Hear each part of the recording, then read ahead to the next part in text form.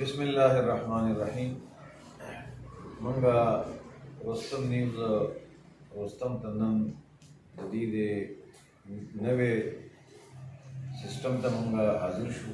دې ته مبارکباد ورکړ. دا یو ډېر ښه سټیپ دی اخیستی دی او یو ډېر ښایسته سټوډیو یې جوړه کړې ده چې د عوامي نمایندګانو اواز ورسوي عوامو ته، قوم ته. منګه دې وخت کې د الیکشن په ماحول کې یو. الیکشن اناونس شوی دی په 8 فروری باندې. کاغذات جمع شوي دي، څه پروسس لا شروع دی. کوم کاغذونه چې مسترد شو د هغې ټریبیونلز به وي. خو بهرحال 8 فروری یو تاریخ مقرر شوی دی. جماعت اسلامي پاکستان په ټول ملک کې خپل امیدواران د قومي او د صوبایي اسمبلو قوم ته مخامخ کړي دي. د تلې په نشان باندې او د ترازو په نشان باندې موږ الیکشن کې حصه اخلو. دلته د دې پی کې 55 نه هم زموږ د صوبایي اسمبلې امیدوار موجود دی. موږ سره خوا کې د دې علاقې سید سجاد شیخ بادشاه صاحب موږ سره ناست دی. د N21 دا حلقه د دې نه زما نامزدګي کړې ده جماعت اسلامي او په ضلع مردان کې په 8 واړو صوبایي سیټونو باندې زموږ امیدواران ولاړ دي او په 3 واړو قومي اسمبلو باندې زموږ امیدواران الیکشن کې حصه اخلي.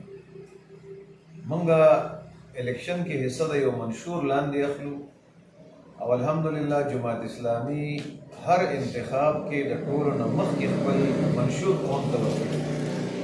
په دې انتخاب کې د ټولو نه اول لومبنی یو جامع منشور، یو کمپریهنسیو مینیفیسټو دا د جماعت اسلامي راغلی ده او د دې خبرې اعتراف زموږ صحافیانو، زموږ د میډیا خلکو اخباراتو کړی دی چې واقعي جماعت اسلامي دې ځل بیا پهل کړی دی په خپل منشور ورکولو کې.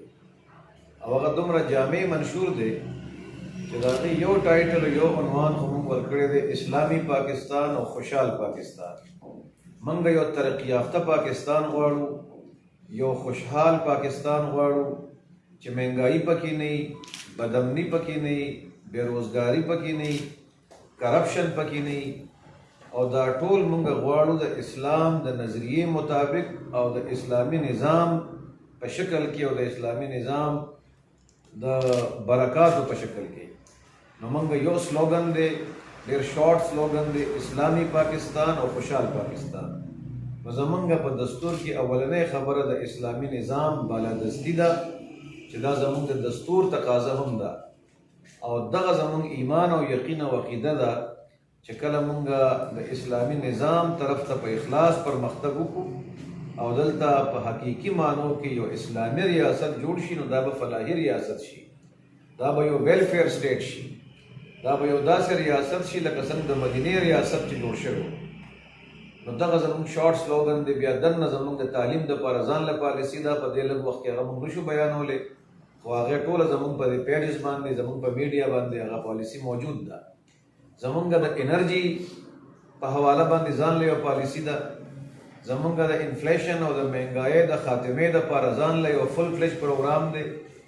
زمونږ د اګریکلچر او د زراعت په حواله باندې ځان له پالیسي ده. زمونږ دلته د صوبایي حقوقو په حواله باندې ځان له پوره چیپټر دی او پالیسي ده چې زمونږ دا صوبه خیبر پښتونخوا کې مونږ ناست یو، د دې وسایل دا دې صوبې ته میلاو شي. زمونږ نیټ هایډل پروفیټ د تربیلا ډیم او زمونږ د ډیم چې کوم خالص آمدن دی هغه د آئین مطابق زمونږ حق دی چې هغه مونږ ته میلاو شي.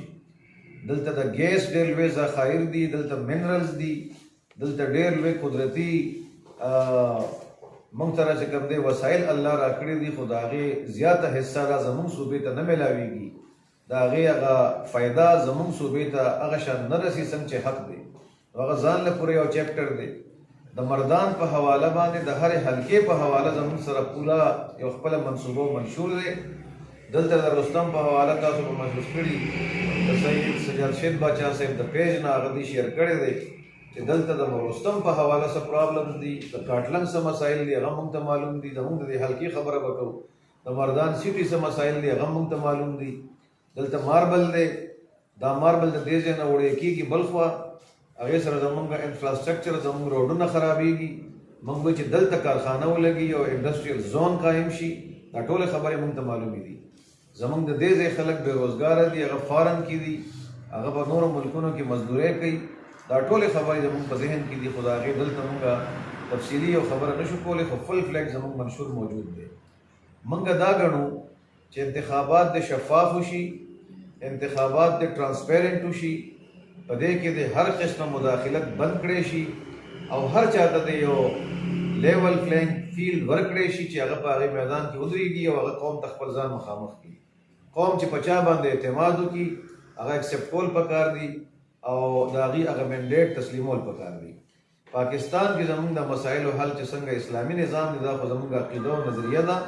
دارنګې زموږ د انتخابي نظام چې دی چې لیډرشپ 15 کاله پس الیکټ کیږي او هغه ریګولرلی کیږي او په دې کې هېڅ قسمه انټرفیرنس نه وي، نو دې سره به زموږ ادارې مستحکم شي، ادارې به مضبوطې شي او دلته به زموږ د ملک ترقي شروع شي. نو موږ انتخاب کې هر قسمه مداخلت او انټرفیرنس د دې موږ مذمت کوو. دا چې هر چا سره کیږي هغه موږ نه خوښوو. موږ د جماعت اسلامي د طرف نه ولاړ یو، نو قوم ته یو خبره کوو چې تاسو الخدمت فاونډیشن پیژنئ چې دا زمونږ د الخدمت یو تنظیم دی. پاکستان کې نه، په ایشیا کې په لویو تنظیمونو کې هغه یو سر فهرست تنظیم دی. فلسطین په دې کرایسس کې د ټولو نه اول الخدمت رسېدلی دی. په سیلاب کې چې د حکومت ادارې یو ځای ته نشي رسېدی، د هغې نه مخکې الخدمت هلته رسېدلی او د پاکستان عوام الخدمت باندې د پیسو په شکل کې اعتماد کوي، خپلې چندې وله ورکوي، ډونیشنز ورکوي. زمونږ چې کوم تعلیمي ادارې دي زمونږ د جماعت اسلامي د ملګرو کالجونه دي او سکولونه دي، دا د پاکستان عوام، زمونږ د صوبې عوام، زمونږ د مردان عوام خپل بچي زمونږ کالج ته او زمونږ سکول ته رالیږي. دا د دې خبرې ثبوت دی چې د هغې دا اعتماد دی چې دوی به زما د بچي ښه تربیت کوي. د هغې دا اعتماد دی چې جماعت اسلامي زما پیسې به صحیح ځای ته رسوي.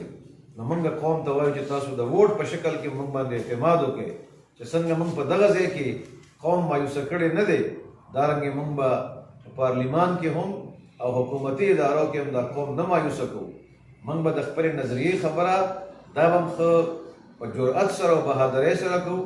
موږ به د خپلې حلقې د مسایلو خبره دا به هم جرأت او بهادرۍ سره کوو. د سوشل میډیا ټایم دی، که سید سجاد شیر باچا صاحب ته ټایم په پارلیمان کې نه دی میلاو شوی، نو دلته تاسو د هغې د اکټیویټیز نه خبر یې. خو زما چې کوم ټایم نو هغه په سوشل میډیا باندې یا زموږ په یوټیوب چینلز باندې چې څه اویلیبل زما کنټریبیوشن دی د پارلیمنٹ په فلور باندې، هغه تاسو کتی شئ. بیا هلته نه چې موږ راوتي یو، نو په دې مردان کې په دې علاقو کې زموږ الیکټډ خلک وخت تېروي. د هغې په لایف سټایل کې څه چینج نه دی راغلی، د هغې په بینک بیلنس کې څه اضافه نه ده شوې. زمونږ فضل رباني ایډوکیټ صاحب د اخواتي حلقې نه زمونږ وزیر و، هغه نن سبا لیټرلی خبره کوم په دې میډیا یې کوم چې څوک یې ریجیکټ کولی هم نه شي، هغه لیټرلی په موټر سایکل باندې ګرځي. زمونږ په دې بله حلقه باندې میاں نادر شاه صاحب زمونږ ایم پی او د هغه حالت د قوم مخې ته دی، موږ ستاسو مخې ته یو.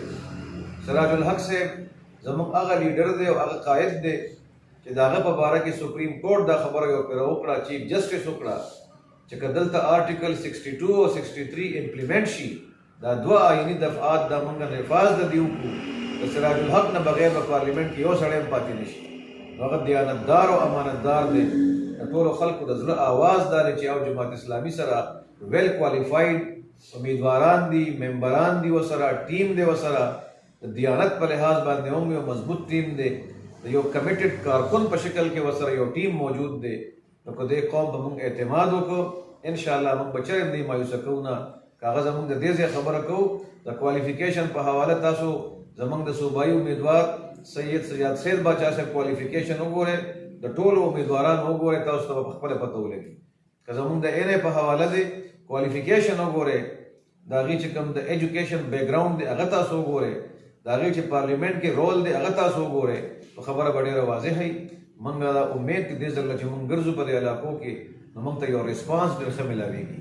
خلک په خپله راډواندې کېږي موږ ته، موږ نه ټایمونه اخلي، موږ نه وختونه اخلي، خلک موږ سره وعده کوي د تعاون، موږ سره چې کوم دی کمیټمنټ کوي. انشاءالله تعالی زموږ امید دا دی چې په 8 فروری باندې به داسې یو نتیجه دا قوم ورکوي چې هغه په دیانتدارو خلکو ورکوي او هغه به په کوالیفاید خلکو باندې ورکوي، هغه به د یو ویژنري قیادت مخې ته راوړو په باره کې خپله فیصله کوي او په دغه فیصله کې به موږ د خپل قوم مایوسه کوو نه. زه یو پېره بیا د رستم نیوز د دې ملګرو شکریه ادا کوم چې دا موقع یې موږ ته راکړه او ډېر ښایسته سیټ اپ دې ملګرو جوړ کړو. دا نوجوانان ملګري زه وینم دا ښه کوالفاید کسان دي، د دې فیلډ ایکسپرټس دي، ماهرین دي او دلته ښایسته په دې رستم کې داسې یو سیټ اپ دی چې په هغې د قوم د آواز قوم ته رسوي. نو د دې هڅو شکریه م ادا کوم او د دې کار دپاره موږ دعا هم کوو چې الله رب العالمین دا سیټ اپ او دا کار د دې قوم دپاره علاقې دپاره د خیر او د برکت ذریعه وګرځي.